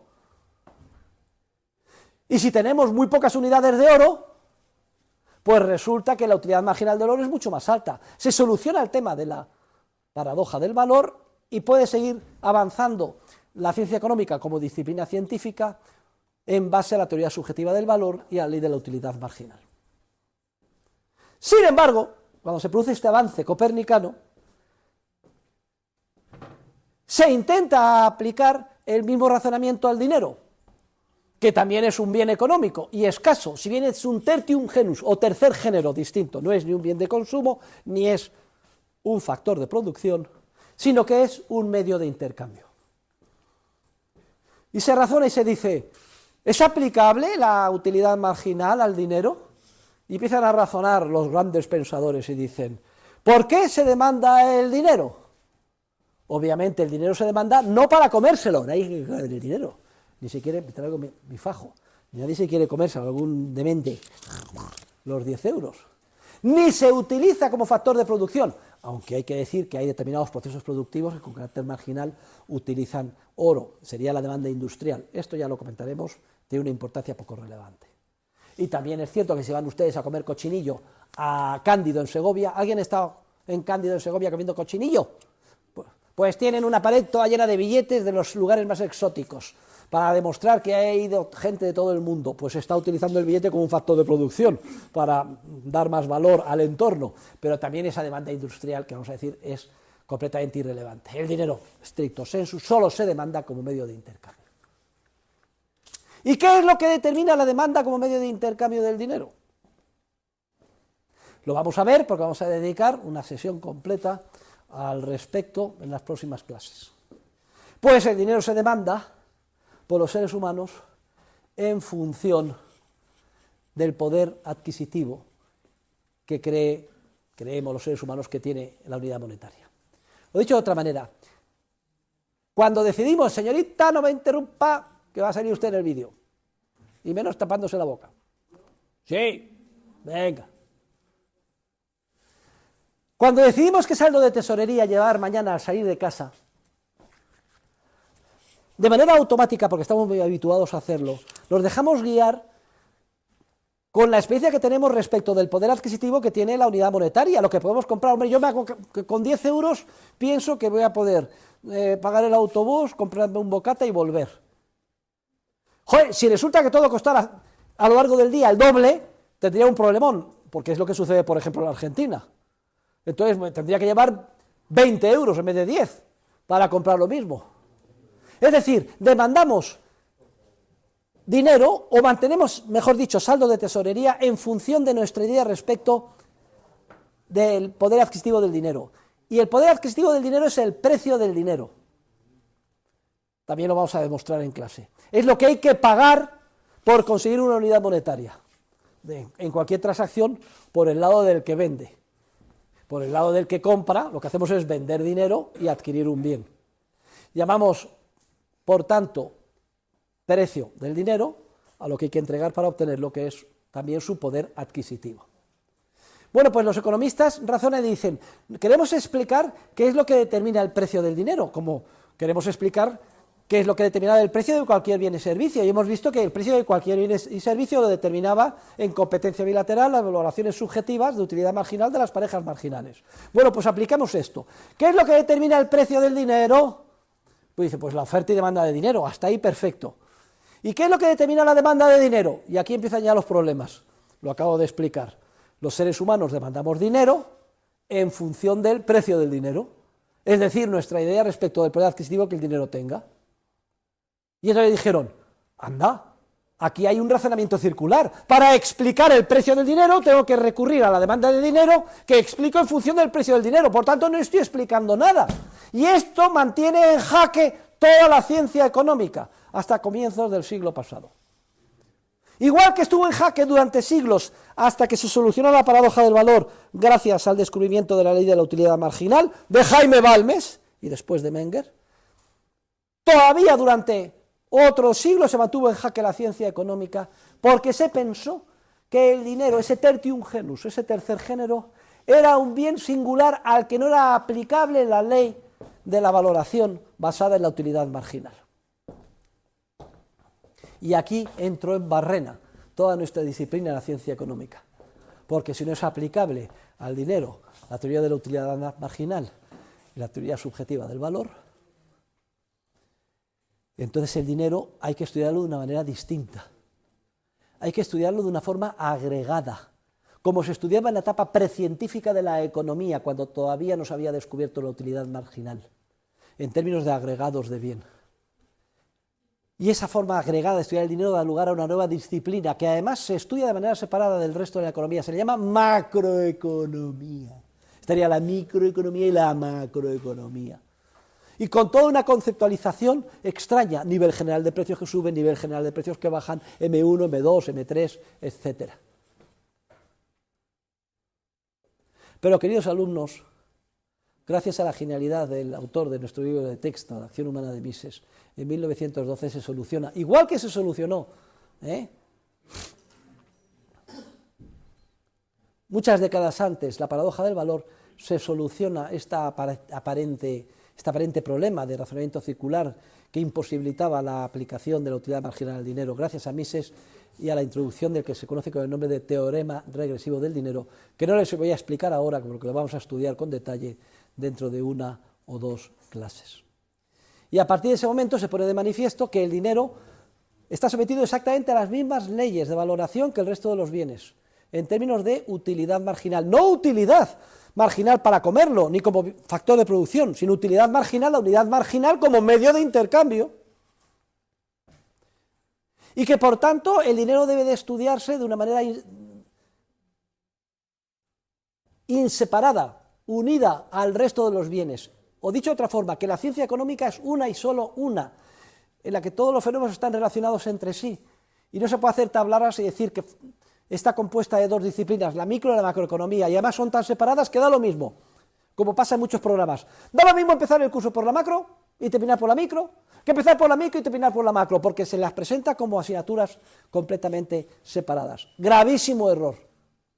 Hay que estudiar todo de manera conjunta, porque al dinero son aplicables exactamente las mismas leyes que al resto de los bienes económicos, aun reconociendo que es un tercer género y que demandamos dinero, unidades monetarias, como medio de intercambio, no para consumir, no para producir, sino para intercambiar por aquello que de verdad necesitemos el día de mañana. ¿Y cómo surge el dinero? Pues el dinero es una institución social que surge de forma evolutiva y consuetudinaria. Y como explica Karl Menger en el artículo que es lectura obligada para este tema 24, tiene su origen en los albores de la historia, en una serie de procesos protagonizados por unos héroes anónimos a los que prácticamente debemos nuestra civilización.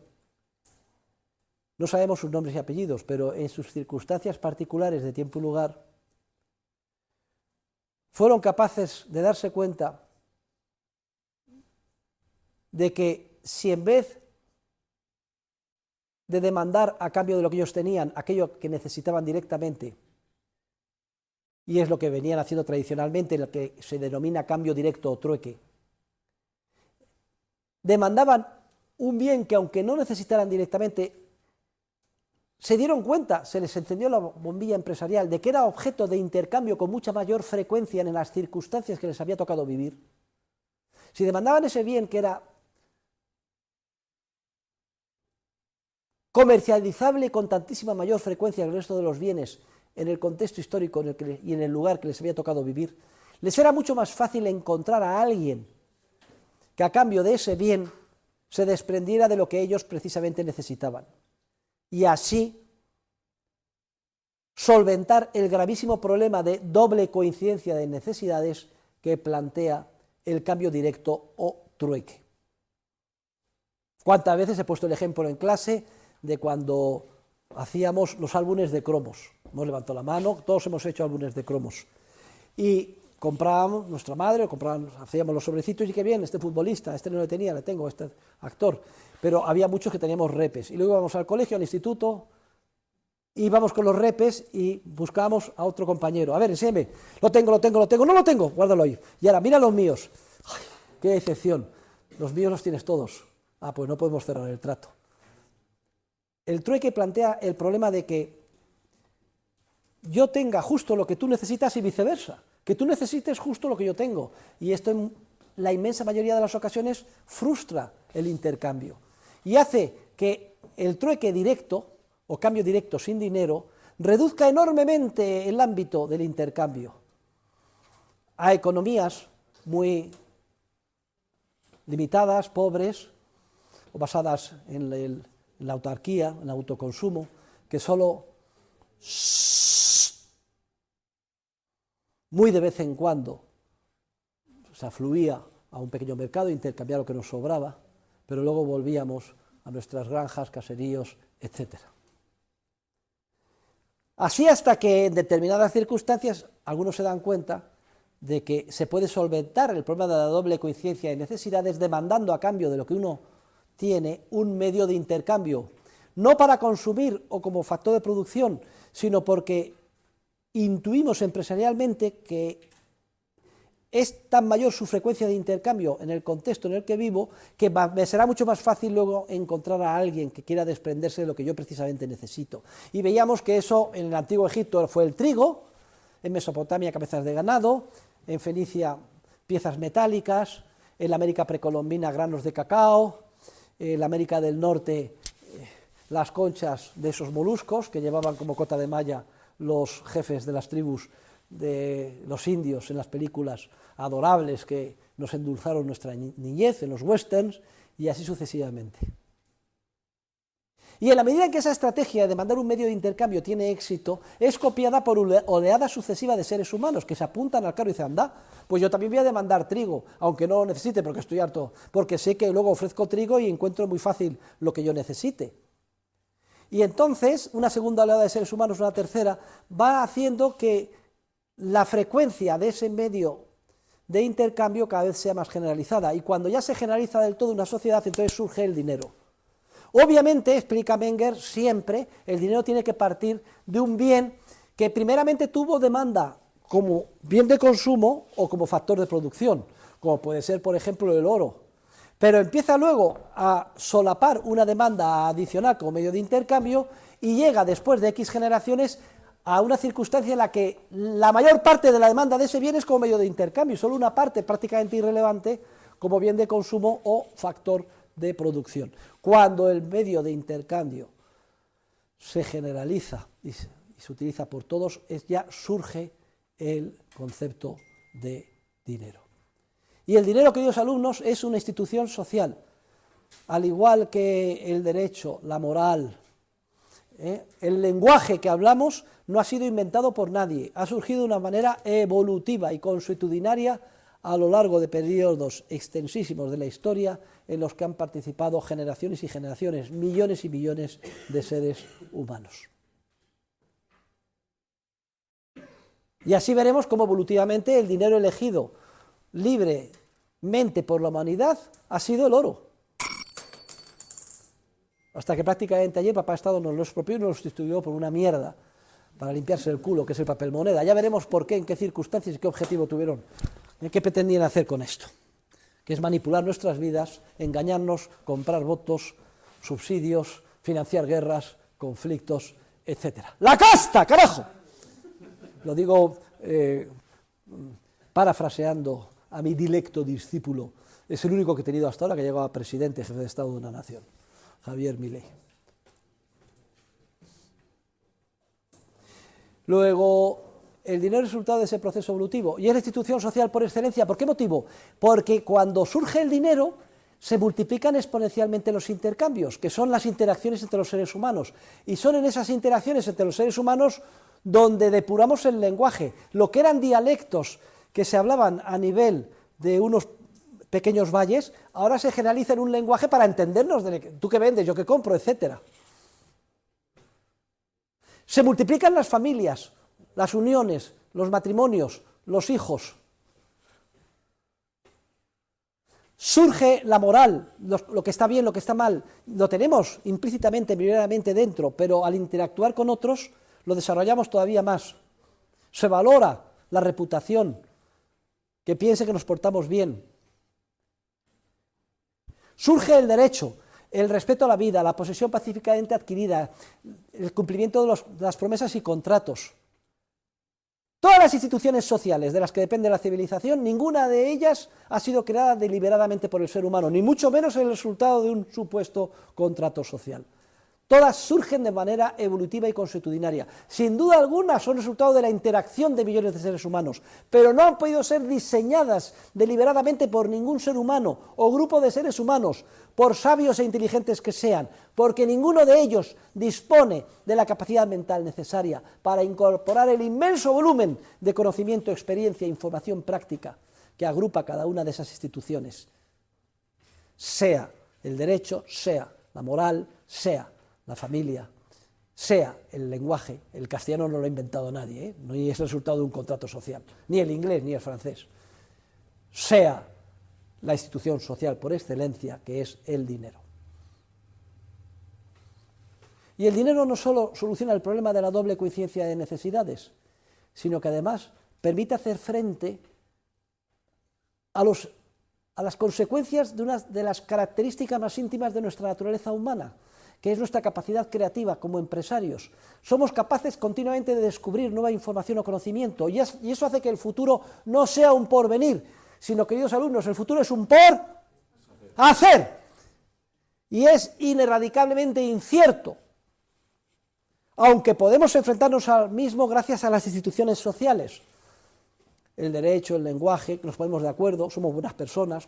Digo que cuando estas manecillas coincidan a las 7, mañana estaremos aquí, eventualmente, pero es ineradicablemente incierto. Y es incierto ineradicablemente porque dependen de una información o conocimiento empresarial que todavía no se ha generado. No somos pingüinos, que aquello que sabemos se repita día tras día, sino que somos entidades continuamente creativas. Lo que suceda mañana dependerá de un conocimiento que aún no ha sido creado empresarialmente, luego es incierto. Y la única manera de enfrentarnos a la incertidumbre es mantener, en la medida de lo humanamente posible, todas las alternativas abiertas para poder, una vez que se dilucide lo que va a pasar, reaccionar adecuadamente. Y solo el dinero nos permite hacer frente a la incertidumbre ineradicable del futuro, porque al mantenernos en liquidez, una vez que sepamos lo que va a pasar, ya podremos. Si yo no sé si me voy a casar o no, si voy a necesitar un piso o no, si voy a sacar una empresa adelante o no, etcétera, me mantengo en liquidez, porque una vez que se dilucide, si me dice fulanita que sí, y que entonces ya con el dinero ya podré pagar la boda, etcétera. Pero si resulta que no tengo unidades, no estoy en tesorería, no puedo hacer frente a la incertidumbre ineradicable. Y mañana salimos de casa con 10 eurillos, porque tenemos más o menos la idea de que con eso afrontaremos los gastos del día, y normalmente metemos otros 5 para imprevistos. No lo hacemos así. Es una manera también muy intuitiva de decir que hacemos frente a la incertidumbre, a lo imprevisto. El dinero es la institución social por excelencia. Soluciona el problema de la doble coincidencia de necesidades que plantea el Tversky y que hace que las interacciones humanas sean reducidas al mínimo. Pues el dinero implosiona las interacciones humanas y con ello el resto de las instituciones sociales, y además permite que hagamos frente a la incertidumbre ineradicable del futuro que nos rodea.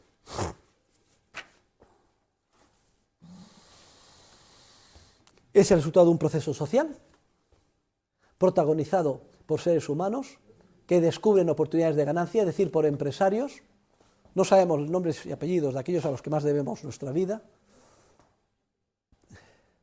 No ha sido el resultado de un acuerdo ni de un contrato social. Y además es un proceso competitivo, porque durante esos periodos de la historia, diversos medios de intercambio competían unos con otros para ver cuál preponderaba. Pero el dinero... ¿Dónde está mi moneda? Aquí. Pero el dinero cumple mejor su función conforme más generalmente se ha aceptado. Igual que el lenguaje.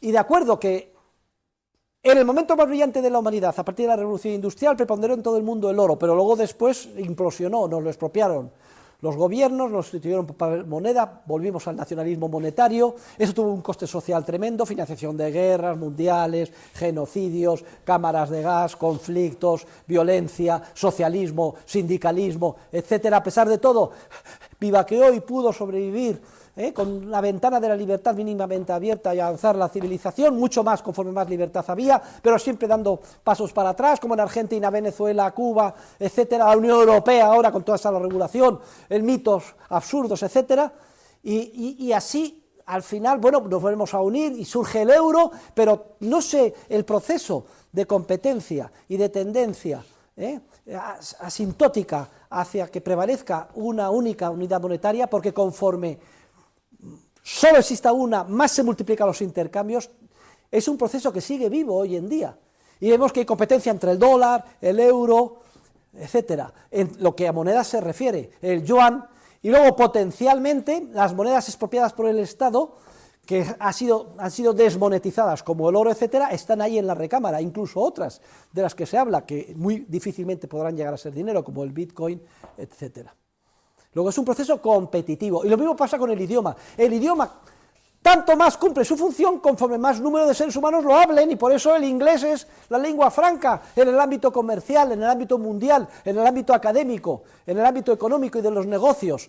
Y los chinos, los franceses, los alemanes se entienden en inglés, igual que hace pocos siglos se entendían en latín. Y esto de ir para atrás y de que no, mi lengua, yo tengo que saber vasco y tengo que saber catalán, etcétera, es ir para atrás, es ir para la época de las cavernas, es ir contra la evolución de la institución social, y mucho más inventarme una institución nueva, como puede ser en el ámbito del lenguaje el esperanto. Usted habrá inventado el idioma perfecto, pero solo lo hablan 4 cretinos en sus congresos todos los años. Seguimos hablando de los lenguajes imperfectos tipo español, inglés o chino. Bien, aquí lo vamos a dejar como introducción al tema del dinero. Veremos mañana las características del dinero y luego la semana que viene oferta y demanda de dinero y el reparto de dinero en clase. Muchas gracias y hasta mañana.